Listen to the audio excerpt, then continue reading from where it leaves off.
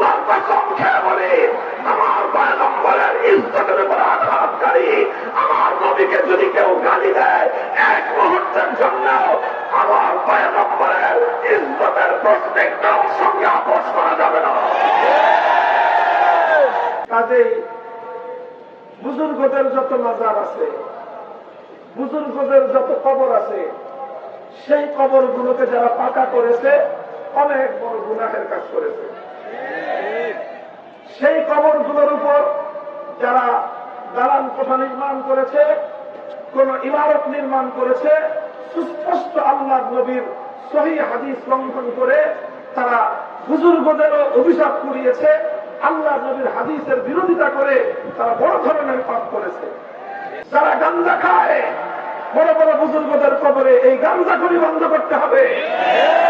নারী পুরুষের অবাধ মেলামেশার যে আয়োজন করে বুজুর্গদের কবরগুলোকে যারা অপবিত্র করছে, সেই অপবিত্র কর্মকাণ্ড বন্ধ করতে হবে। হযরত রাসূল আকরাম সাল্লাল্লাহু আলাইহি ওয়াসাল্লামের মক্কা বিজয়ের সময়ের একটা ঘটনা আমি বলবো ছোট্ট করে। আল্লাহ নবী মক্কা বিজয়ের পরে আম্মা জান হযরত আয়েশা রাদিয়াল্লাহু আনহার কাছে নিজের একটা আকাঙ্ক্ষা ব্যক্ত করলেন, অভিব্যক্তি ব্যক্ত করলেন যে আমার মনে চায় আমি আল্লাহর ঘর বাইতুল্লাহ শরীফের মধ্যে 3টা পরিবর্তন আনি। কয়টা পরিবর্তন? প্রথম পরিবর্তন হলো আমার মনে চায় আমি বাইতুল্লাহ শরীফটাকে ইব্রাহিম আলাইহিস সালাতু ওয়াস সালামের বেনা ওনার ভিত্তির উপর পুনর্নির্মাণ করি।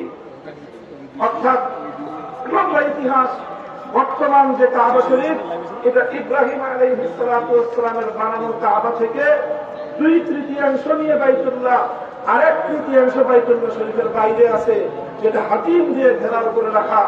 নবীজি বলেন আমার আকাঙ্ক্ষা হয় যে ওই 1/3 যেটা বাইতুল্লাহর বাইরে আছে সেটাকেও বাইতুল্লাহর ভিতরে অন্তর্ভুক্ত করে দেই। এটা হলো একটা পরিবর্তন করতে মনে চায়। দ্বিতীয় পরিবর্তন করতে মনে চায় যে আমি বাইতুল্লাহর দরজাটা, এখন মানুষের মাথা সমান উঁচু আছে বাইতুল্লাহর দরজার পাটাতন, আমার মনে চায় সেটাকে ভেঙে জমিনের সাথে মিশিয়ে দেই। যেমন অন্যান্য ঘরের দরজা, মসজিদের দরজা যেরকম থাকে ফ্লোর বরাবর, আমার মনে চায় বাইতুল্লাহর সেই দরজাটা নিচু করে ফ্লোর বরাবর করে দেই। 2 নম্বর। 3 নম্বর মনে চায় আমি আরেকটা পরিবর্তন করি। এখন বাইতুল্লাহ শরীফের শুধুমাত্র একটা দরজা আছে, সেটা হলো পূর্ব দক্ষিণ কর্নারে। আমার মনে চায় ঠিক এই পূর্ব দরজা বরাবর পশ্চিম দিক দিয়ে আরেকটা দরজা বানিয়ে দেই, যাতে মানুষ এক দরজা দিয়ে বাইতুল্লাহ শরীফে ঢুকে আরেক দরজা দিয়ে বের হয়ে যেতে পারে।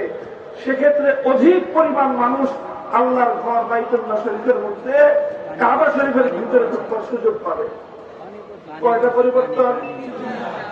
আকাঙ্ক্ষা ব্যক্ত করলেন কে? স্বয়ং আল্লাহ রাসূল সাল্লাল্লাহু আলাইহি ওয়াসাল্লাম। এটা বুখারী শরীফ সহ সমস্ত হাদিসের কিতাবের মধ্যে এই কথা বর্ণিত আছে। এই কথা আল্লাহ নবীজি বলছেন কখন? মক্কায় পরাজিত অবস্থায় না বিজয়ী অবস্থায়, যখন মক্কা মদিনার পরিপূর্ণ নিয়ন্ত্রণ ক্ষমতা আল্লাহ নবীর হাতে। স্বাভাবিকভাবেই প্রশ্ন জাগত যে হুজুর এখন আপনি যা চাইবেন সেটাই তো হবে। তা আপনি মক্কা বাইতুল্লাহকে পুনর্নির্মাণ করেন, বড় করে দেন, দরজা নামায় দেন, আরেকটা দরজা বানায় দেন, আপনি যা বলবেন সেটাই তো ফরমান, সেটাই রাষ্ট্রীয় হুকুম, সেটাই শরীয়তের হুকুম। আপনার কথার সাথে তো বিরোধ করবার কারো শক্তি এখন আর নাই।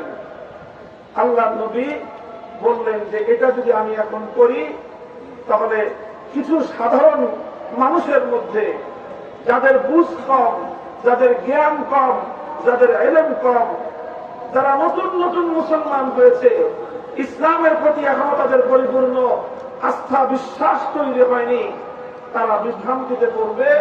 এই জন্য এই কাজগুলো আমি করতেছি না। ইমাম বুখারী রাহমাতুল্লাহি আলাইহি এই হাদিসকে সামনে রেখে একটা অধ্যায় স্থাপন করেছে। বাবু মান তারাকা বা'দ আল-ইখতিয়ার মাখাফাতা আন ইয়াকসুর ফাহমু বা'দ আস-সালিহ ফায়াকাউ ফি আশাদ্দ মিনহু। ইমাম বুখারী বলেছেন যে অনেক অনেক উত্তম কাজ ছেড়ে দিতে হয়। কি করতে হয়? কিছু কিছু উত্তম কাজ ছেড়ে দিতে হয়। কেন? কারণ ওই উত্তম কাজটা করতে গেলে কিছু মানুষ সেটা বুঝতে পারবে না, না বুঝে তারা অনেক বড় বিভ্রান্তিতে পড়ে যাবে। সেই সকল মানুষগুলোকে বিভ্রান্তির হাত থেকে বাঁচানোর জন্য মাঝে মাঝে কিছু কিছু উত্তম কাজ ছেড়ে দিতে হয়। যেমন এই ক্ষেত্রে আল্লাহর নবী বাইতুল্লাহ শরীফকে সংস্কার করার কাজটা করেন নাই, ছেড়ে দিয়েছেন। কেন? যাতে ওই মুসলিম মানুষগুলো যেন বিভ্রান্তির শিকার না হয়ে যায়। কাজেই বুজুর্গদের যত মাজার আছে, বুজুর্গদের যত কবর আছে, সেই কবরগুলোকে যারা পাকা করেছে অনেক বড় গুনাহের কাজ করেছে। সেই কবরগুলোর উপর যারা দালান কোঠা নির্মাণ করেছে, কোন ইমারত নির্মাণ করেছে, সুস্পষ্ট আল্লাহ নবীর সহিহ হাদিস লঙ্ঘন করে তারা বুজুর্গদেরও অভিশাপ করিয়েছে, আল্লাহ নবীর হাদিসের বিরোধিতা করে তারা বড় ধরনের পাপ করেছে। এই সব কথাগুলি তার আপন জায়গায় সঠিক। তবে মনে রাখতে হবে, এই সকল বড় বড় বুজুর্গ শাহজালাল মুজাদ্দেদ আমানি, খান জাহান আলী, শাহ ফরাদ রহমতুল্লাহ আলাইহি, বায়াজিদ বুস্তামি, সমস্ত বড় বড় বুজুর্গ যাদের কবর পাকা করেছেন, এই কবরগুলো এই সমস্ত বুজুর্গরা পাকা করেন নাই। পাকা হয়েছে ওনাদের মৃত্যুর আগে না পরে? মৃত্যুর পরে যেটা পাকা হলো ওটা ওনারা করছেন না পরবর্তীতে কেউ করেছে? পরবর্তীতে যারা করেছে তারা ভুল করেছে, অন্যায় করেছে। তারা যখন অন্যায় করেছে, এরপরে সেই বুজুর্গদের কবরগুলোকে কেন্দ্র করে শিরক বিদআতের আখড়া বসিয়েছে কিছু মানুষ। কাজেই এই ক্ষেত্রে আল্লাহর পয়গম্বরের সিরাত অনুযায়ী আমাদের কর্মপন্থা হতে হবে, আমাদের এই সকল কবরগুলো থেকে শিরক এবং বিদআত নির্মূল করতে হবে, এমন ভাবে করতে হবে যেন মানুষ বিভ্রান্তির শিকার না হয়। কেউ যেন প্রকৃত অর্থে আমরা যারা শাহজালালের উত্তরসূরি, প্রকৃত অর্থে আমরা যারা শাহজালাল থেকে আল্লাহু আকবারের ধ্বনির শিক্ষা গ্রহণ করেছি, প্রকৃত অর্থে আমরা যারা শাহজালালের চেতনায় উদ্বুদ্ধ হয়ে গৌর গোবিন্দদের বিরুদ্ধে রুখে দাঁড়াবার প্রেরণা পেয়েছি, কেউ যেন আমাদের বিরুদ্ধে বিচক্ষণ করার সুযোগ না পায়, সেই বিষয়ে খেয়াল রাখতে হবে। এই জন্য বুজুর্গদের কবরগুলোর সঙ্গে এমন কোন আচরণ করা যাবে না যাতে সাধারণ মানুষ, মূর্খ মানুষ, অজ্ঞ মানুষরাও মনে করতে পারে যে ইনারা বুজুর্গদের সঙ্গে বেয়াদবি করতেছে। এমন কোন আচরণ করা যাবে না। বুজুর্গদের কবরকে বাদ দিয়ে আশেপাশে যত শিরক বিদআত আছে, এই সকল শিরক বিদআত এগুলোকে বন্ধ করার ব্যবস্থা করতে হবে। যারা গাঞ্জা খায় বড় বড় বুজুর্গদের কবরে, এই গাঞ্জাখুরি বন্ধ করতে হবে। নারী পুরুষের অবাধ মেলামেশার যে আয়োজন করে বুজুর্গদের কবরগুলোকে যারা অপবিত্র করছে, সেই অপবিত্র কর্মকাণ্ড বন্ধ করতে হবে। এই সকল কর্মকাণ্ড বন্ধ করার জন্য আমাদেরকে ধীর স্থির ধারাবাহিক পদক্ষেপ নিতে হবে। সরকারকে বলতে হবে পদক্ষেপ নেন। আপনারা তো এখন দাবি করেন যে জনগণের সরকার। এই দেশের অধিকাংশ ধর্মপ্রাণ মুসলমান সমস্ত বুজুর্গদের কবরকে কেন্দ্র করে সংগঠিত শিরক বিদআতের আখড়াকে তারা পছন্দ করে না। কাজেই এই সকল অপকর্ম বন্ধ করেন, বুজুর্গদের কবরগুলোকে এই নোংরাদের হাত থেকে রক্ষা করেন। এই সমস্ত বুজুর্গানে দিন শাহজালাল মুজাদ্দেদ আমানি, শাহ ফরাদ রহমতুল্লাহ আলাইহি, খান জাহান রহমতুল্লাহ আলাইহি, বায়াজিদ বুস্তামি রহমতুল্লাহ আলাইহি, আমার প্রস্তাব হলো এই সকল কবরগুলো, এই সকল মাজারগুলোকে কেন্দ্র করে যেই অপচক্র, যেই সকল শিরক বিদআতের নোংরামির আখড়া গড়ে উঠেছে, এগুলোকে উপড়ে ফেলে, এগুলোকে উৎখাত করে প্রত্যেকটা মাজারের মধ্যে হাক্কানি মাশায়েখদের খানকা কায়েম করা হোক। খালি ভেঙে দিলে হবে না, তাদের আখড়া ভেঙে দিলে কাজ শেষ হবে না। প্রত্যেকটা কবরের সেখানে খানকা কায়েম করে হাক্কানি সিলসিলার মাশায়েখদেরকে বসায় রাসূল আকরাম সাল্লাল্লাহু আলাইহি ওয়াসাল্লামের মৌন এক কর্মসূচি তাজকিয়া এবং ইসলাহের কাজ সেখান থেকে শুরু করতে হবে।